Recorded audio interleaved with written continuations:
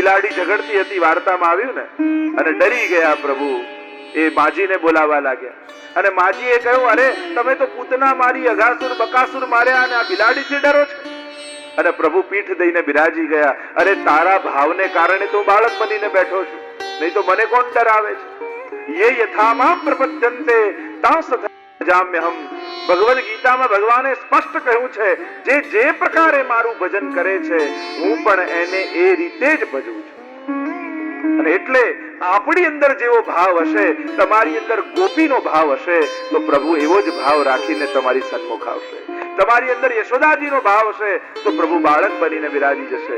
જેવો ભાવ તમે લઈને બેસો છો સેવામાં, સામે પ્રભુ તમને એવા જ મળે. તો ભય રહિત છે તો ભય યુક્ત પણ પ્રભુ છે.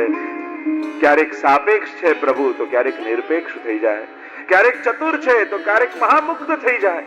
એ ગીતાનું જ્ઞાન આપનાર બ્રહ્મ અહીંયા ગોપીઓ એમને ચાલતા શીખવાડે, બોલતા શીખવાડે છે. તોતલું બોલી રહ્યા છે. 7 બરસ કો સાવરો બોલત હે તુતરાય. અને એક બાજુ ગીતાનું જ્ઞાન આપી રહ્યા છે.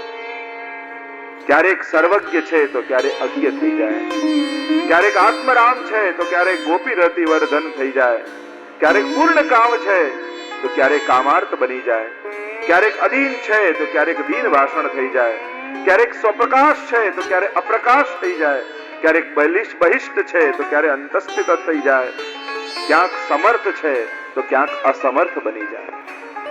જ્ઞાનીઓ માટે પ્રભુ સમર્થ બની જાય, બધાને જમાડનાર થઈ જાય, બધાનું પોષણ કરનાર થઈ જાય.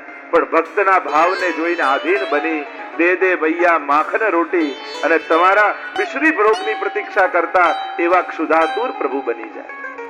આવા વિરુદ્ધ ધર્માશ્રય વર્ણન અહીંયા હરિરાયજીએ કે પ્રભુ તો આવા છે, વિરુદ્ધ ધર્માશ્રયપણાને ધારણ કરેલા છે. અને આગળ આ ભક્તિ માર્ગની સિદ્ધિ શું છે, આ ભક્તિ માર્ગનું ફલ શું છે એ સમજાવતા 18મા શ્લોકમાં શ્રી હરિરાય મહાપ્રભુજી આજ્ઞા કરે.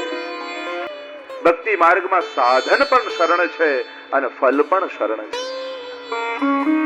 સાધન રૂપ શરણ વાણી દ્વારા શરણ લઈએ અને ફલરૂપ શરણ એટલે મન એનું શરણાગતિ સ્વીકારી લે. સર્વધર્મનો પરિત્યાગ કરી અને અનન્ય શરણાગતિ એ જ પરમ ફલરૂપ શરણાગતિ. સર્વધર્માન પરિત્યજ્ય મામ એકમ શરણમ વ્રજ અહમ ત્વામ સર્વ પાપેભ્યો મોક્ષયિષ્યામિ મા શુચ. બધું જ છોડી કેવલ એકમાત્ર પ્રભુને શરણાગત થઈને રહેવું, એ જ પરમ ફલ છે ભક્તિ માર્ગનું. આ નવધાય ભક્તિ સાધન રૂપા પણ છે ને ફલ રૂપા પણ છે. શરણ પણ સાધન રૂપાય છે ને ફલ રૂપાય છે. શ્રવણમ કીર્તનમ વિષ્ણો સ્મરણમ પાદ સેવનમ અર્ચનમ વંદનમ દાસ્યમ સખ્યમ આત્મનિવેદનમ.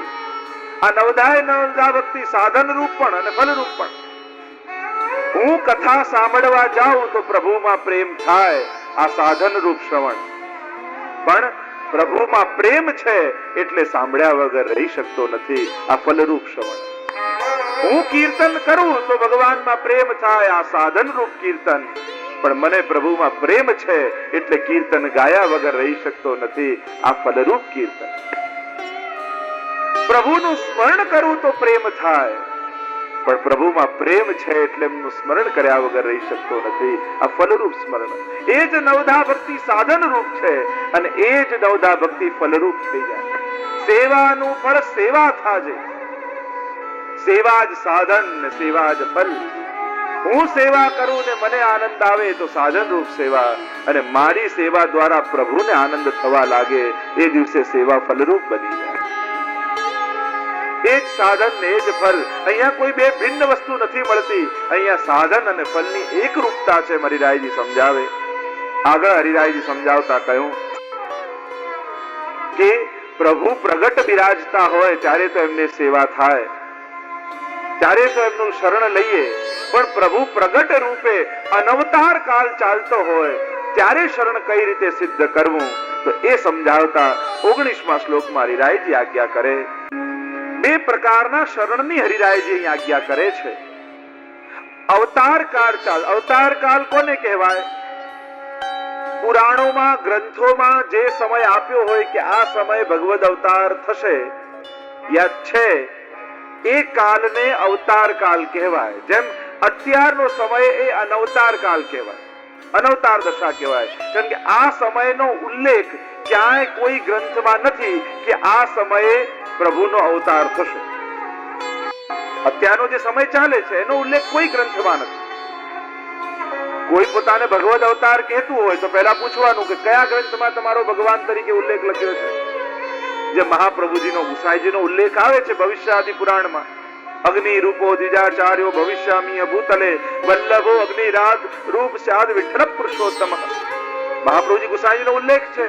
શ્રીનાથજી બાબાનો ઉલ્લેખ ગર્ગ સંહિતામાં છે. આ રીતે પ્રભુ બિરાજ છે. તો હમણાં અનવતાર કાળ ચાલી રહ્યો છે. તો અહીંયા હરિરાયજી કહે છે કે અવતાર કાળ હોય ત્યારે તો સાક્ષાત પ્રભુના શરણે જઈએ તો શરણ સિદ્ધ થઈ જાય, પણ અનવતાર કાળ ચાલતો હોય ત્યારે જીવનું શરણ કઈ રીતે સિદ્ધ થાય? ગોપેશ્વરજી ટીકામાં સમજાવે કે બે પ્રકારના શરણ છે, એક સાક્ષાત શરણ અને બીજું વિપ્રયોગ શરણ. સાક્ષાત શરણ એટલે જ્યારે ઠાકોરજી બિરાજતા હોય ત્યારે એમની શરણ સિદ્ધ થાય, એ સાક્ષાત શરણ. અને વિપ્રયોગ શરણ એટલે કે અનવતાર કાળ ચાલતો હોય ત્યારે મહાપુરુષના સંગથી જીવનું શરણ સિદ્ધ થતું હોય છે. શ્રી મહાપ્રભુજીના સાનિધ્યમાં જ્યારે જીવ જાય એ પરોક્ષ શરણ છે. અને આપના વચનામૃત ગ્રંથોનો આશ્રય કરે અને એના દ્વારા જીવનું શરણ સિદ્ધ થાય, એને તાપ સિદ્ધ થાય, એના હૃદયમાં વિપ્રયોગ પ્રગટ થાય અને વિપ્રયોગ દ્વારા પ્રભુનું શરણ સ્વીકારે, એ પરોક્ષ શરણ છે. તો આ કાલમાં શ્રી મહાપ્રભુજીની વાણીનો આશ્રય કરવો, મહાપ્રભુજીના ગ્રંથોનો આશ્રય કરવો, મહાપ્રભુજીનો આશ્રય કરવાથી જીવનું શરણ સિદ્ધ થશે. જો ભટકતા રહેશો તો કઈ નહીં પામી શકો. ભક્તિમાં વિસ્તાર વધારવાનું મહત્વ નથી, ઊંડાણ વધારવાનું મહત્વ.